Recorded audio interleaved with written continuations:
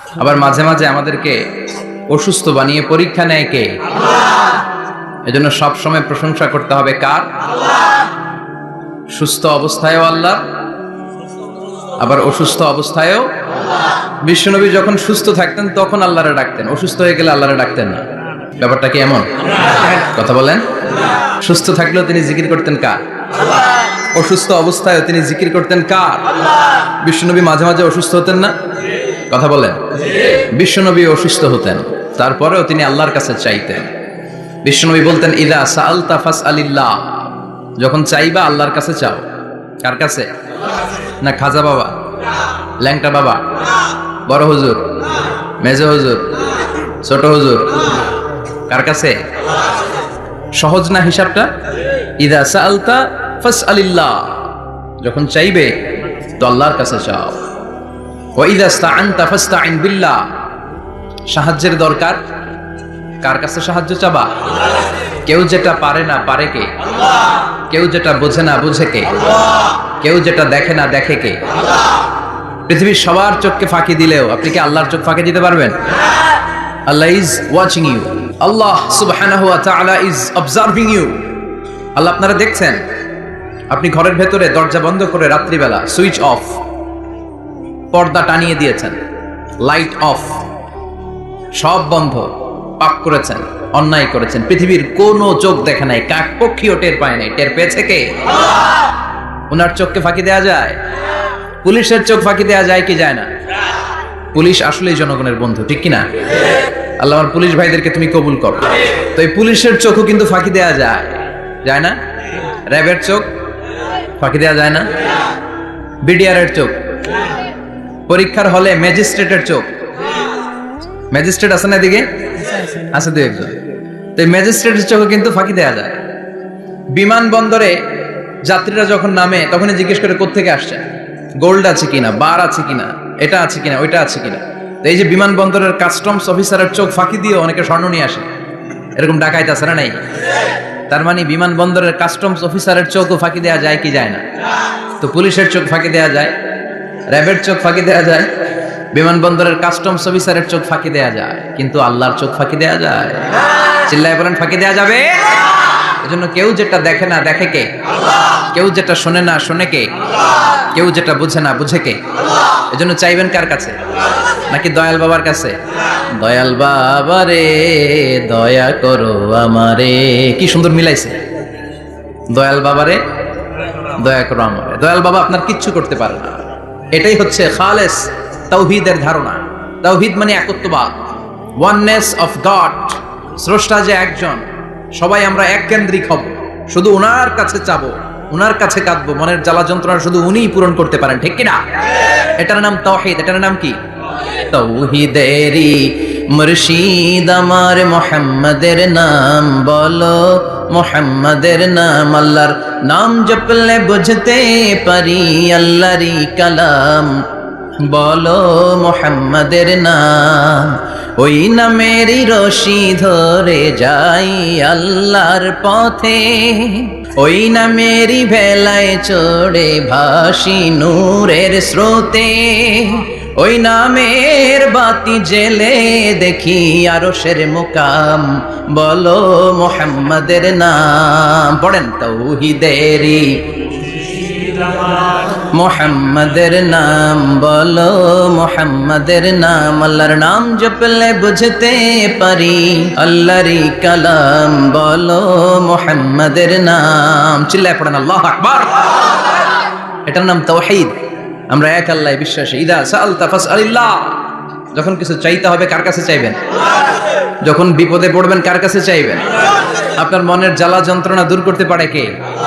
ব্যবসায় সফল হতে চান, আপনারা সফল বানায় দিতে পারে কে? আপনার ছেলে নাই মেয়ে নাই, ছেলে মেয়ে দিয়ে কলিজাটারে ঠান্ডা করতে পারে কে? এজন্য কার কাছে চাবো? আল্লাহ ছাড়া কারো কাছে চাওয়া যাবে? কথা বলেন। আল্লাহ তুমি বুঝার তৌফিক দাও, আর জোরে পড়েন আমিন। এজন্য প্রত্যেক সালাতের পরে আমরা পড়ি রাদিতু বিল্লাহি ওয়া বিল ইসলামি ওয়া বি মুহাম্মাদিন নাবিয়ান ওয়া রাসূলা। আল্লাহর রব হিসেবে পেয়ে আমরা খুশি না বেজার? বিশ্বনবীকে নবী হিসেবে পেয়ে খুশি না বেজার? ইসলামকে ধর্ম হিসেবে পেয়ে খুশি না বেজার? কোরআনকে সংবিধান হিসেবে পেয়ে খুশি না বেজার? আজকের মাহফিলে আসতে পেরে খুশি না বেজার? কম না বেশি? আমরা সবাই খুশি, পরিমাণে বেশি। আওয়াজ করে পড়েন আল্লাহু আকবার। তাহলে রাদিতু বিল্লাহি রাব্বা, রাদিতু বিল্লাহি, প্রত্যেক সালাতের পরে এই দোয়াটা পড়েন তো, এই দোয়াটা পড়বেন, রাদিতু বিল্লাহি রাব্বা। আমরা আল্লাহকে রব হিসেবে পেয়ে খুশি, কারণ তিনি এমন রব, তিনি আমাদের মনের সব আকুতি, জ্বালা, যন্ত্রণাকে সমাধান করে দিতে পারেন। চিল্লায় বলেন ঠিক কিনা? তিনি এমন রব, আমরা গোপনে কিছু করলেও তিনি দেখেন, প্রকাশ্যে কিছু করলেও তিনি দেখেন। সূচনাহীন অতীত থেকে তিনি আছেন, শেষহীন ভবিষ্যৎ পর্যন্ত তিনি থাকবেন। চিল্লায় বলেন তিনি কে? এজন্য রাব্বুল আলামিন বলেন, হুয়াল আউয়ালু ওয়াল আখিরু ওয়াজ যাহিরু ওয়াল বাতিন ওয়া হুয়া বিকুল্লি শাইইন আলীম। আল্লাহ বললেন আমি প্রথম, আমি শেষ, আমি প্রকাশ্য, আমি গোপন। ঠিক কিনা? প্রথমে কে? আওয়াজ করে বলতে হবে, প্রথমে কে? প্রথমে আল্লাহ আল্লাহ, শেষেও আল্লাহ আল্লাহ, আকাশে আল্লাহ আল্লাহ, জমিনে আল্লাহ আল্লাহ।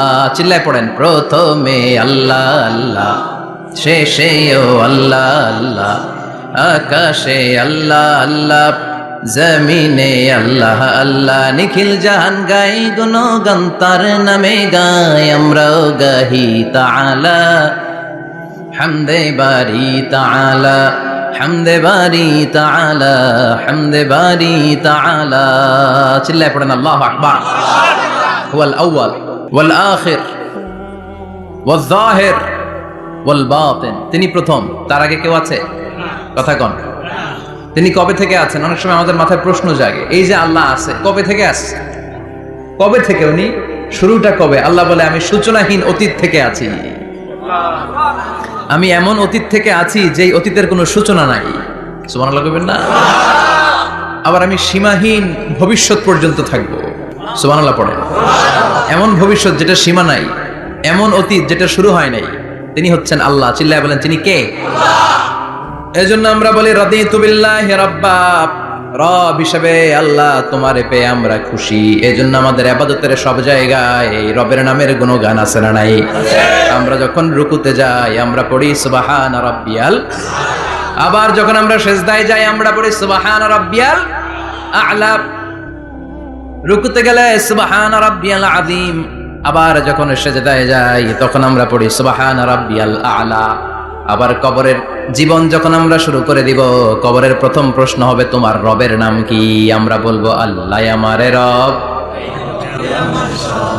আল্লাহ আমারে রব, এই রবি আমার সব। দমে দমে তনু মনে তারি অনুভব, তোমার দুনিয়াতে আমি যেদিকে তাকাই অতই নেয়ামাতে ডুবে আছি সবাই। পাক পাখালির গানে শুনি তসবিহ কলো রব, তসবিহ কলো রব, আল্লাহ আমার রব, এই রবি আমার সব। সুবহানাল্লাহ, কি অসাধারণ কথামালা। আল্লাহ আমার রব, এই রবি আমার সব। আল্লাহ যদি আমার সাথে থাকে পৃথিবীর কোনো শক্তি আমার থামাতে পারবে না। চিল্লায় বলেন ঠিক কিনা?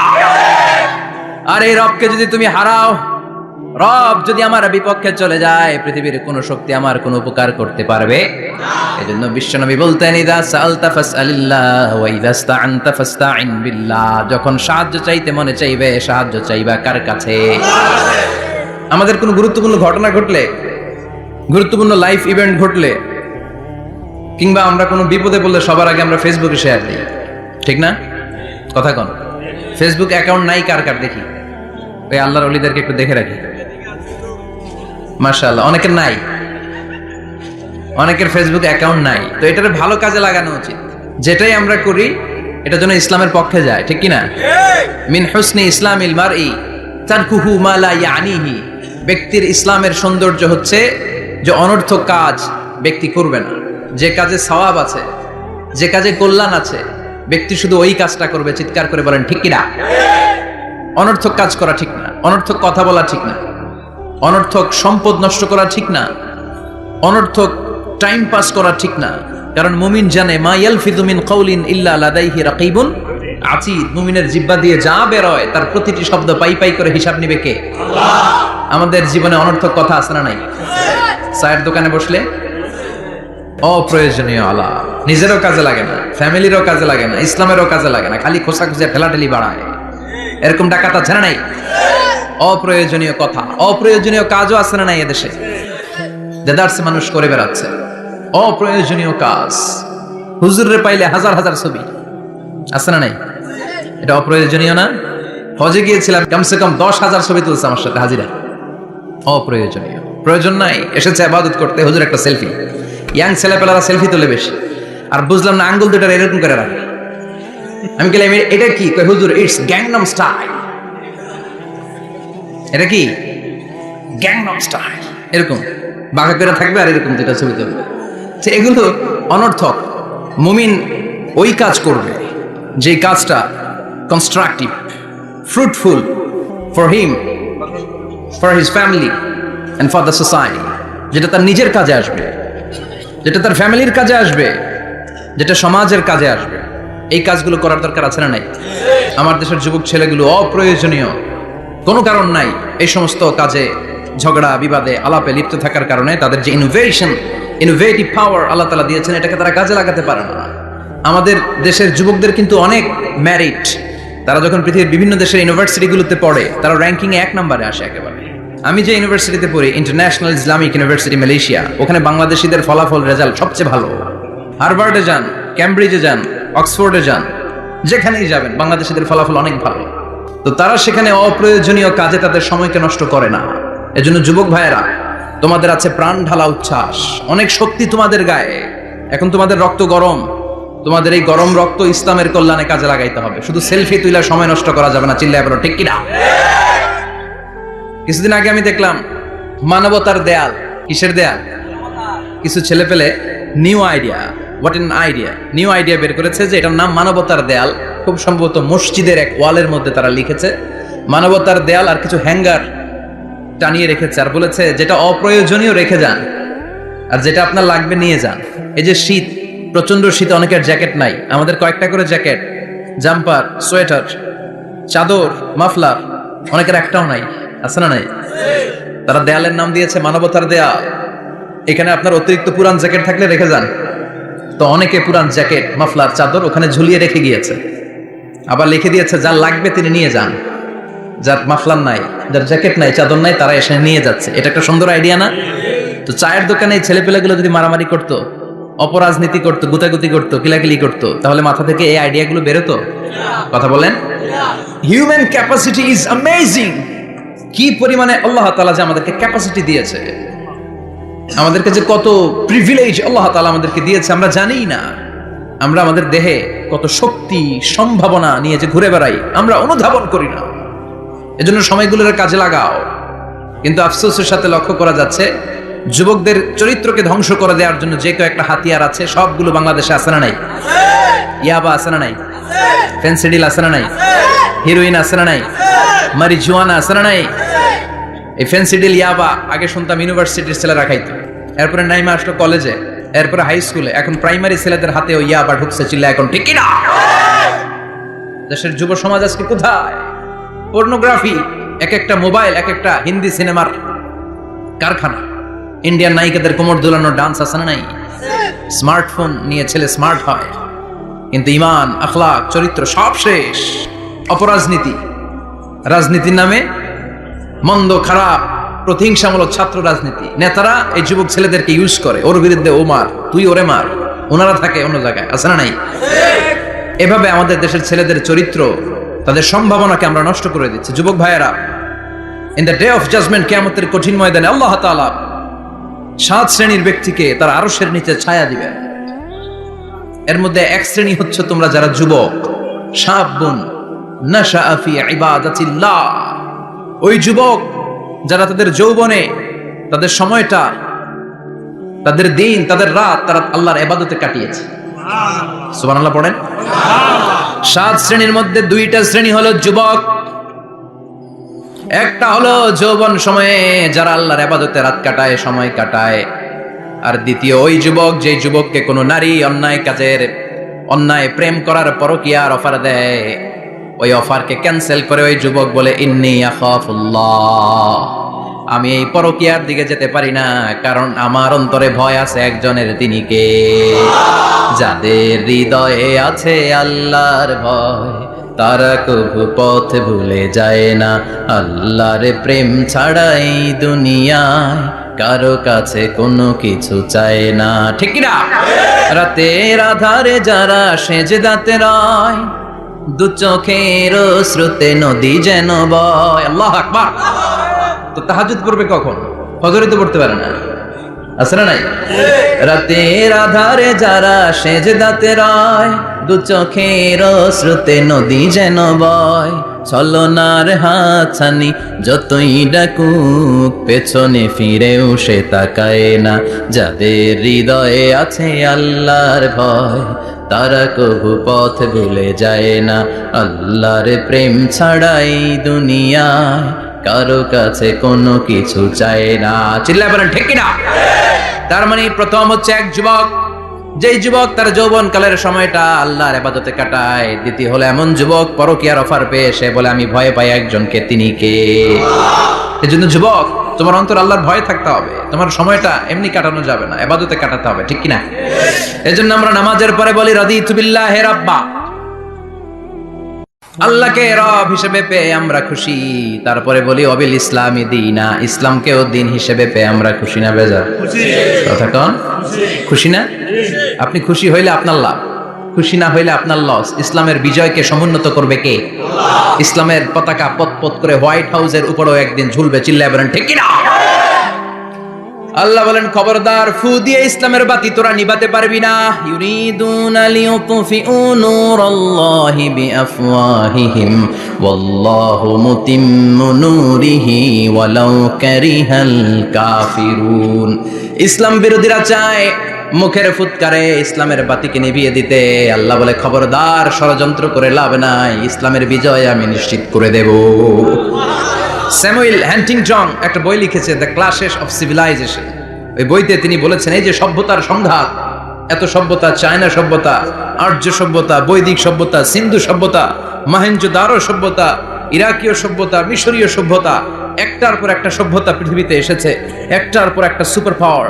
এখন সুপার পাওয়ার হচ্ছে ইউনাইটেড স্টেটস অফ আমেরিকা, ধারণা করা হচ্ছে এরপরে চায়না হবে সুপার পাওয়ার, আবার অনেকে বলছে এরপরে ইন্ডিয়া হবে সুপার পাওয়ার। এভাবে একটার পর একটা সুপার পাওয়ার যাওয়ার পরে সর্বশেষ যে সুপার পাওয়ারটা পৃথিবীর বুকে মাথা উঁচু করে দাঁড়িয়ে থাকবে সেটার নাম হচ্ছে ইসলাম। সেটার নাম কি? তার নমুনা গোটা বিশ্বব্যাপী আছে না নাই? ইসলামকে যত দমাইতে চায় এটা আরো উপরের দিকে ওঠে। সুবহানাল্লাহ কইবেন না? ইসলামের বৈশিষ্ট্য হচ্ছে চারা বীজের মতো। চারা বীজ তো আপনারা চিনবেন, নিমসারের মানুষ। বীজ, ইসলাম হচ্ছে বীজের মতো। ইসলামের শত্রুরা ইসলামকে মাটিতে গেড়ে দিতে চায়, কিন্তু ইসলাম হচ্ছে বীজের মতো, চারা বীজ। চারা বীজ মাটিতে গেড়ে দিলে কি হয়? কথা কন, আরো গজিয়ে ওঠে, মাটি ফেড়ে উপরের দিকে উঠে, চিৎকার করে বলেন ঠিক কি না? ইসলাম হচ্ছে টিউবের মতো। টিউব, পুকুরে যারা নতুন সাঁতার কাটতে যায় ডুবে যাতে মারা না যায়, টিউব নিয়ে সাগরের মধ্যে নামে। এই টিউবকে যত আপনি পানির নিচে ডুবাতে চাইবেন, টিউব আর উপরের দিকে ভেসে ভেসে উঠে। সুবহানাল্লাহ পড়ে। ইসলামকে তো ওরা চিনে নাই। ইসলাম হচ্ছে চারা বীজের মতো। ইসলাম হচ্ছে টায়ারের টিউবের মতো। এটার যতই নিচের দিকে নামাইতে যায়, এটার বৈশিষ্ট্য হচ্ছে এটা ধাক্কা মারলে এটার উপরের দিকে ওঠে। সুবহানাল্লাহ কইবেন না? গোটা বিশ্বব্যাপী আজকে ইসলামের গণজোয়ার, হাজার হাজার লোক কালিমা পড়ে মুসলমান হচ্ছে। গত কিছুদিন আগে আফ্রিকাতে এক লোক এক গ্রামের কয়েক হাজার মানুষকে এক ময়দানে দাঁড় করিয়ে একসাথে শাহাদাতের বাণী পাঠ করিয়ে মুসলমান বানায় ফেলছে।